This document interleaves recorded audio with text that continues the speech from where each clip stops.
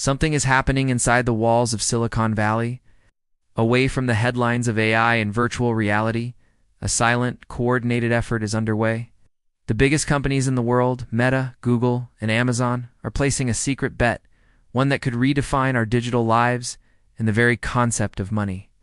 They're quietly building the next financial system, and they're using the language of freedom to do it.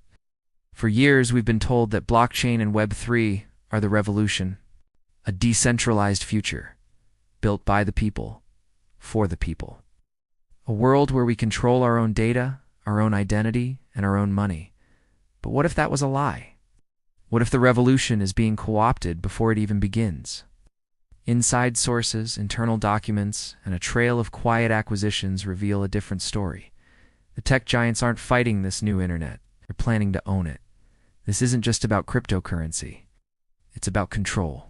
And the prize is the future of the internet itself. It began with whispers, fragments of information from engineers and project managers buried deep within the corporate hierarchy. Teams with innocuous names like Next-Gen Infrastructure or Digital Assets Group started popping up on internal org charts. These weren't small experimental labs. These were well-funded, top-priority initiatives, staffed by some of the brightest minds in cryptography. And distributed systems, many poached from the very blockchain startups that promised to dismantle big tech's dominance. At Meta, Mark Zuckerberg's metaverse ambitions are only the public-facing part of the strategy. Behind the scenes, a dedicated blockchain division is hard at work. Their initial project, the Deem stablecoin, may have publicly failed, but the expertise in the infrastructure didn't disappear. It was repurposed. Internal roadmaps seen by sources close to the project speak of a Web3 identity framework. Oh. This isn't just a login. Imagine a single Meta ID that holds everything. Your social connections, your purchase history, your professional credentials, and, crucially, your digital assets. This ID would be your passport to the metaverse and beyond, all seamlessly integrated into a proprietary digital wallet.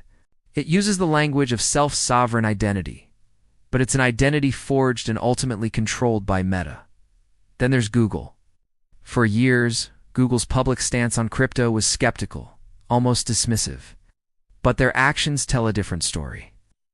Google Cloud has quietly become one of the most significant infrastructure providers for the blockchain world.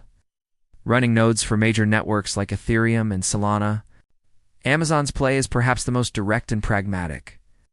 Amazon Web Services, the undisputed king of cloud computing, launched its own Amazon-managed blockchain service, making it incredibly easy for businesses to build on the technology. But their ambitions go further. Internally, teams are exploring how blockchain can be integrated into their sprawling logistics and e-commerce empire. Think of a future where every product on Amazon has a unique digital token, or NFT, tracking its journey from the factory to your doorstep, verifying its authenticity. And of course, this entire system would be powered by a new generation of Amazon Pay, a digital wallet designed not just for dollars, but for a whole ecosystem of digital assets and currencies. The common thread is undeniable. These companies are using their immense resources, cloud infrastructure, massive user bases, and control over operating systems to build the foundational layers of the next internet. They're creating choke points. They're framing it as empowerment, as giving users ownership of their data through digital wallets and Web3 identities. But when the wallet is made by Google, the identity is managed by Meta, and the entire network runs on Amazon's servers. How much ownership do you really have? This leads to the central unsettling question of our investigation. Is the Web3 they're building really a free and open internet? Or is it just big tech's Internet 2.0 wrapped in the flag of decentralization? To understand the stakes, we spoke with Dr. Anya Sharma, a leading data ethicist who has been warning about this for years.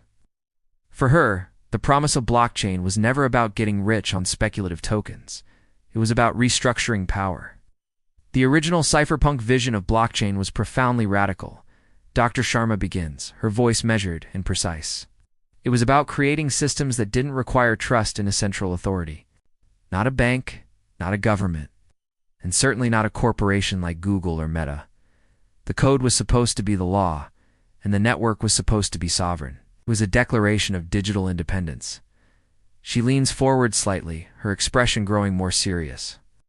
What we're seeing now is the complete inversion of that ideal. The tech giants are brilliant at copying the language of their critics. They hear us say we want to own our data, and they respond, "Great, here's a digital wallet to store it in." But they design the wallet. They set the standards for the decentralized identity. They run the cloud servers that the decentralized network relies on. It's a masterful illusion of choice. Think about it. It's on the current internet.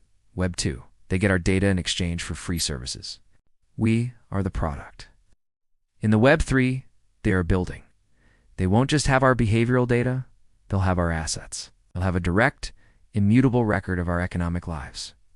Every transaction, every investment, every digital good we own.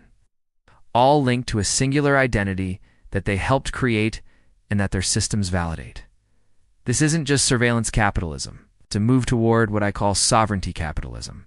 They aren't just watching you. They are becoming the very ground on which your digital existence is built.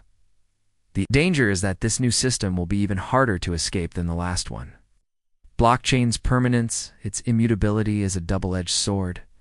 When your identity and assets are recorded on a chain, it's forever. If that chain is built on proprietary standards set by a handful of companies, you are locked in at a fundamental level.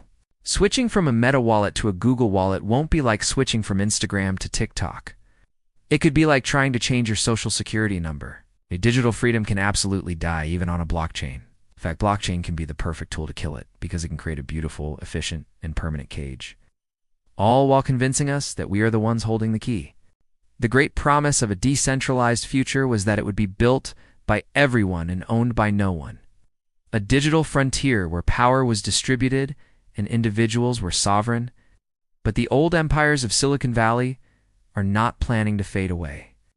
They are drawing new maps, building new highways, and writing new laws for this frontier, all before most of us have even arrived. They are betting that we will choose the convenience of their systems over the complex, messy work of true decentralization. This isn't a distant theoretical future. The code is being written right now. The systems are being deployed. And we are at a crossroads. The next internet is coming. The only question is who will truly own it.